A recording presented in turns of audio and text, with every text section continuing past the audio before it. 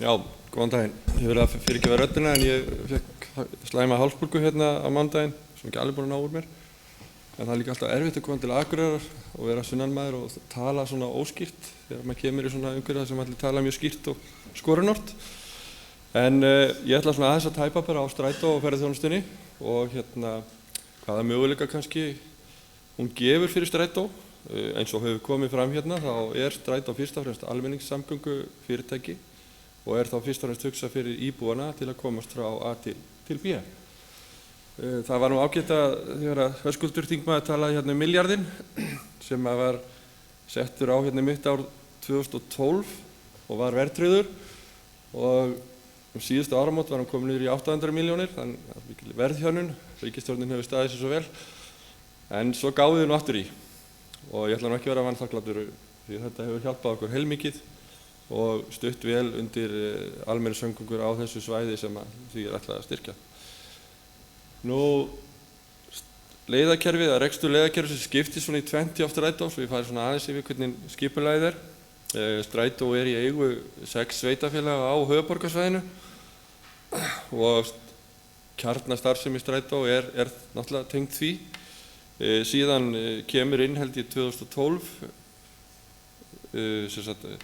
landsbyggðarstrætóin eins og kallaður og hann svona tínast inn og síðasta landshlutinn kom inn núna 1. janúar 2015 og þá erum við að þjónusta landshlutasamtökin á hverjum fjórðungi með leiðakerfi og þjónustu við farþega. Og það kom svo sem fram hérna í könnuninni áðan að það var ýmislegt sem hefði betur mátt fara en þetta var væntanlega könnun sem var gerð svona fyrstu dögum þessara landsbyggðarstrætó almenningssamganga og ég held að hafi margt batnað en við höfum samt langan veg í að bæta upplýsingastreymið. Nú, eitt af megin skilyrðum almenningssamganga náttúrulega að það sé alltaf til reiðu, það gangi allt árið og það gerir það eru reglulega ferðir allt árið, aðeins meiri tíðni á sumrin og það tengist bara ferðamönnum og meiri ferðatíðni almennings almennt. Nú leiðakerfi nær frá Reykjavík að Höfn austan og frá Reykjavík að Egilsstöðum norðan, síðan það Snæfellsnesið og til Hólmavíkur og síðan mjög takmörkuð þjónusta frá Hólmavík til Ísafjarðar og engin þjónusta frá Stykkishólmi og á Suðurfirði Vestfjarða. Þetta svona mynd af leiðakerfinu og þetta kannski svona í hnotskurn það sem kom fram hérna í könnunina áðan. Þetta afskaplega döpur mynd af heimasíðun okkar. Ég ákvað að taka hana bara beint. Það mjög erfitt að sjá út úr þessu. Reyndar sérðu að við keyrum þangað og það einhverju punktalínur en þú átt mjög erfitt með að sjá svona hvaða staðir í leiðinni og hvað getur verið markvert og áhugavert að skoða. En þarna sjáum við svona sirka hvernig þetta liggur og það hefur reyndar verið bætt aðeins í og mér skilst að sé keyrt núna frá Hellisandi og aðeins fyrir Nesið en það í skoðun hjá því landshlutasamtökin hvort haldið því áfram. Þetta svona kannski dæmi svona miklu skýrari og einfaldari mynd og svona þá einkaframtak.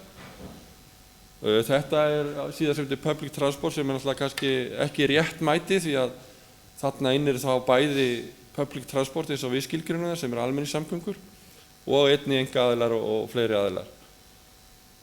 En þetta svona kort sem hefur svona alþjóðlega tilvísun og flestir skilja.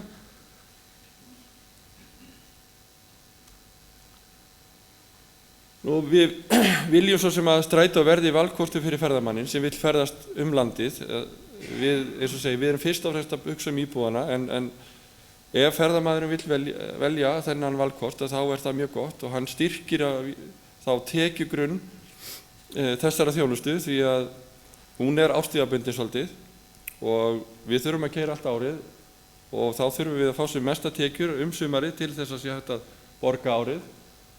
Nú fjölgun ferðamanna auðvitað tækifæri. Það ekki bæði fyrir strætó og sem aðra aðila hérna innanlands. Við höfum ekki neina tölfræði það hvað margir erlendi ferðamenn að nota strætó, hvorki í höfuðborginni né hérna út á landi.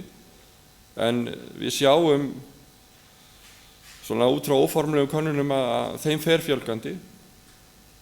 Það eingöngu samkeppni á sumrin og þegar ég tala samkeppni að þá eru sem sagt mjög mörg rútufyrirtæki, einkafyrirtæki sem koma inn á sömu leiðir og Strætó voru að keyra og þá bara á sumrin og að okkur finnst hirða upp farþegana.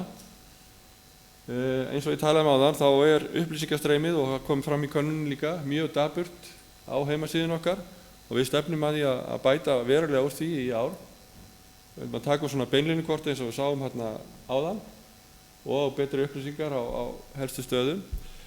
Nú það sem hefur auðvitað líka haft áhrif og hefur einnig komið fram í könnunni að lagaumhverfi fyrir almenningssamgöngur á landsbyggðinni óljóst. Það hefur verið frumvarp til umræðu í nokkur ár og aldrei held ég komist úr nefnd.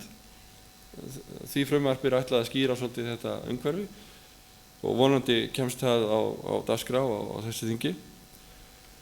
Nú síðan var gerð nýleg breyting á virðisaukaskattslögum sem hefur mjög óhagstæð landsbyggðarstrætónum. Landsbyggðarstrætóin eða almenningssamgöngur almennt undanþegnar vaski eða það að segja þau bera vask, geta ekki tekið, þurfa að borga allan útskattinn og geta ekki tekið þetta sem innskatt. En frá og með síðustu áramótum þá hafa ferðaþjónustuna-aðilar heimild til þess að taka innskattinn. Þannig að við erum búin að skekkja hérna samkeppnisgrunninn og það þá orðið ódýrara fyrir rútufyrirtækin að keyra á sömu leiðum og okkur og við erum að keyra í dag. Nú svo kom aðeins hérna varðandi hérna stærðina á vögnunum og ég setti það nú ekki sem punkt en langaði að minnast aðeins á það að Strætó er opinbert fyrirtæki og þarf að sem sagt, kaupa inn í samræmi við lög opinber innkaup. Þau lög eru mjög stíf og erfið og menn geta einhvern veginn ekki hreyft sig mikið innan þeirra og þess vegna hafa menn kannski farið oft þá leið að kaupa stærra heldur en minna vegna þess að þeir vonast auðvitað til þess að komi fleiri farþegar en hafa síðan ekki heimild til þess að minnka kannski bílinn þegar það kemur í ljós að spár hafa ekki gengið eftir. Þannig að það ýmislegt sem að Alþingi má svona aðeins taka til og skoðunar og einfalda og gera svona þægilegra fyrir opinber fyrirtæki. Ég ætla síðan aðeins að fara bara yfir smá tölfræði, farþega tölfræði sem við sem sagt gerum handvirkartalningar, það breytist nú frá og með mars 2016, þá verða það orðnar rafrænar. Þetta þá Suðurlandi, landshlutasamböndin á Suðurlandi og leiðirnar þar og leið 51 ekkur alla leið að Höfn. Leið 52 ekkur í Landeyjahöfn, þetta reynda tengist saman. Leiðir 72 og 73 aka í uppsveitum Árnessýslu og leið 73 og 74 aka þá í kringum Árborgina. Og við sjáum það að það svona tímabil þar sem meira að gera minna en samt þetta þó nokkuð jafnt. Ef við skoðum síðan þróun milli ára þá ekki fjölgun í notkun á þessum leiðum og það auðvitað áhyggjuefni. Og það eru mjög fáir mánuðir þar sem fjölgun. Það aðeins fjölgun í júlí og ágúst, fækkun í september, fækkun í október og fjölgun í nóvember og mikil fækkun í desember. Og kunnum við svo sem ekki skýringar á þessu. Þetta þá Vesturlandið og leið 57. Hún leiðin sem fer þá í gegnum Vesturlandið til Akureyrar og leið 58 fer í Stykkishólm og 59 á Hólmavík. Og svo hitt svona leiðir á Snæfellsnesinu. Leið 83 og 4 pöntunarþjónusta og við erum ekki með tölfræði það.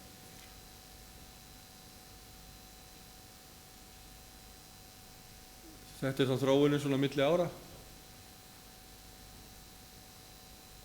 Og þetta svona, það lítil fjölgun í kerfinu almennt. Það einhver fjölgun hérna í ágúst sem svo sem ekki að skýra.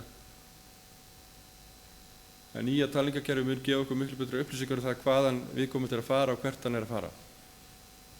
Í dag höfum við bara fjöldatölur fjölda farþega. Og þetta eyþing sem þá hérna þessu svæði. Og þar eru þá svona tímabils sveiflur töluvert miklar og það hugsanlega ferðamenn sem að skýra það. leið 56 ekur til Egilsstaða og 78 til Siglufjarðar og 79 fer til Húsavíkur. Á þessu svæði er eitthvað 30.000 íbúar eitthvað svoleiðis og við sjáum það að þegar mest að þá erum 1400 að nota. Það er lítið brot af íbúðunum sem notar þetta sem ferðamáta hérna í kring. Þetta er svo þróunin þá milli ára. Og töluvert fjölgun hérna í júní og júlí og mikil fækkun í ágúst og kannski svo mikið skýringar ef þetta getur veðurfar og fleira haft afleiðingar hérna en hérna. Og þetta er síðan Suðurnesið sem er þá nýjasta hérna landshlutasamtökin sem kom inn. Þau kom inn þá 1. janúar 2015 og þar er töluvert góð nýting mjög strax. Oft tekur svona kerfi smá tíma að síast inn í sálarlíf fólksins en þarna erum við að ná ágætis árangri.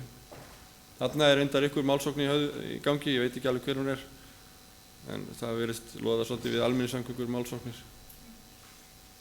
Leið 55 kærir sérst í Suðurnesin og upp í Flugstöðina og 88 er Grindavík og 89 fyrir Sandgerði og Garð. En þetta var svona það sem ég ætlaði að segja ykkur. Takk fyrir.